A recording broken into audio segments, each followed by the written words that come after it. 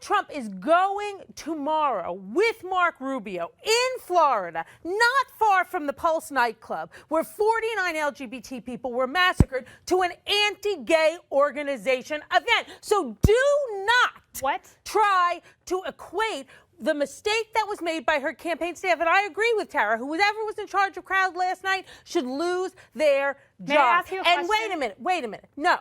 You can't ask me a question. Because you can't answer the question. Oh, you can't ask me a question, honey. I can't answer, so don't even try. What attracted the father of the Orlando terrorist to your candidate? He's a mentally ill individual who ran for president. I get it.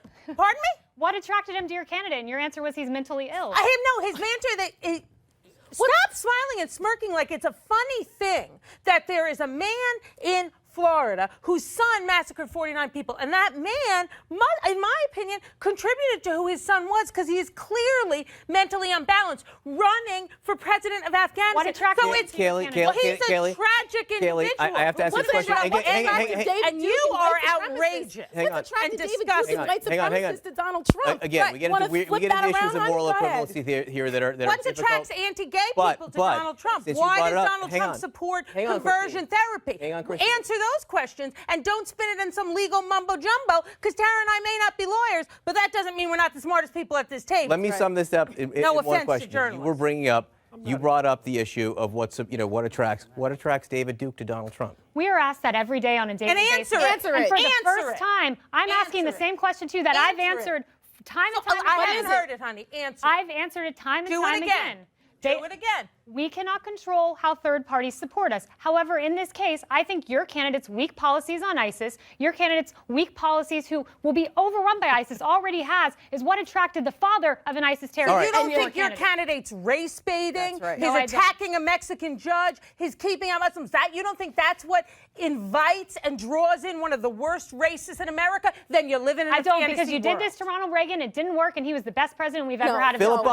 I apologize because I have absolutely no idea who that Karen is. I mean, I think if you looked up a picture of Karen in the dictionary, you would see her and that haircut. But there's a lot to unpack here. A lot to unpack. And by the way, I'm also not surprised she hates Donald Trump. Like, it just basically fits. Let's start with the attacks on Kayleigh. You know what I mean? Basically, don't do the legal mumbo jumbo. Kayleigh worked extremely hard to become an attorney. Okay? 3 years at a bar exam. It ain't easy. Believe me, I've done it too. And kept calling her honey. Why are we allowed to insult another woman like that?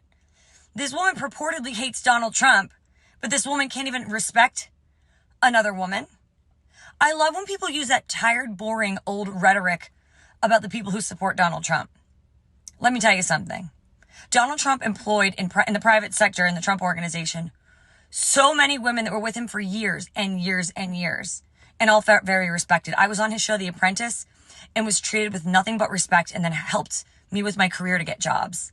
I owe a lot of that to Donald Trump, and I know I'm not the only one.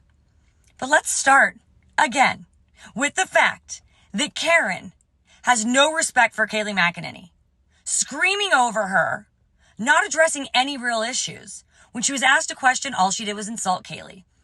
Didn't those liberals like Michelle or someone, when they go low, we go high? Yeah, I haven't seen that in about 8 years. Lies.